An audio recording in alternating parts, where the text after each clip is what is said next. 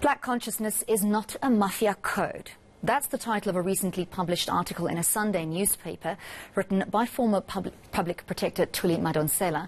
She writes that while the black consciousness movement and its ideas are important, these should carry forward strong principles and morals. We're joined on the line now by Professor Thuli Madonsela. Thank you for your time this Sunday afternoon. Professor, if I can understand the article correctly, you're surmising that the quest for identity in South Africa sometimes overrides principles, morals and values. Why do you think that is?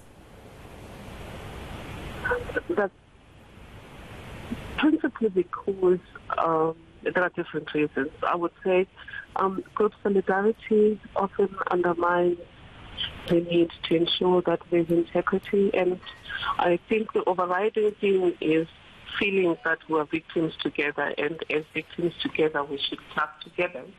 But in the end, then the wrongdoers use that as a cushion that cushions them against accountability, and then they want to do wrongdoing with impunity.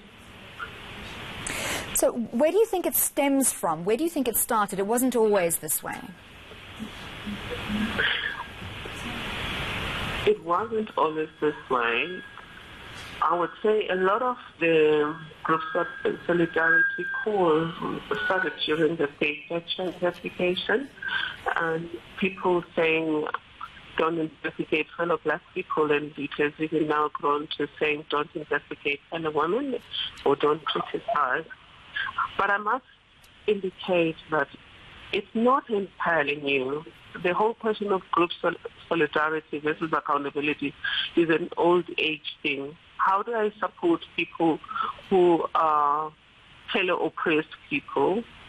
And where do I draw the line between solidarity and encouraging it, or aiding a scorpion, or aiding a crocodile?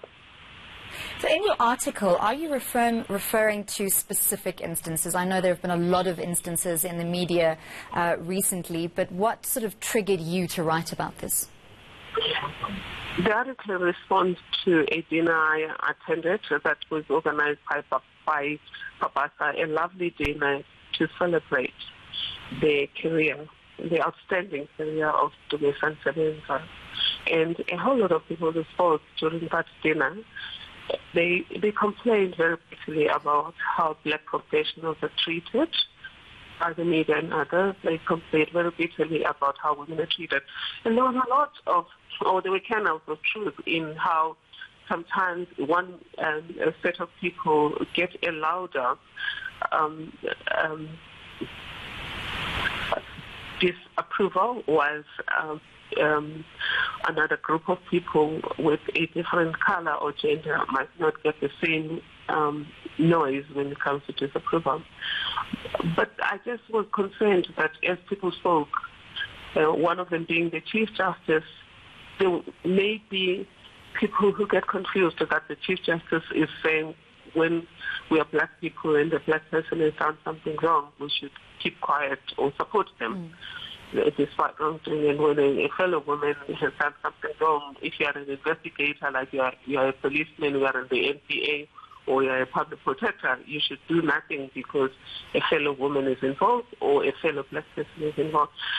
That concerns me because I had faced those kinds of criticism where people were saying, not many, a minority who were associated with people I had to investigate, claiming, oh, you investigate black people, and in so doing, you are giving joy to white people.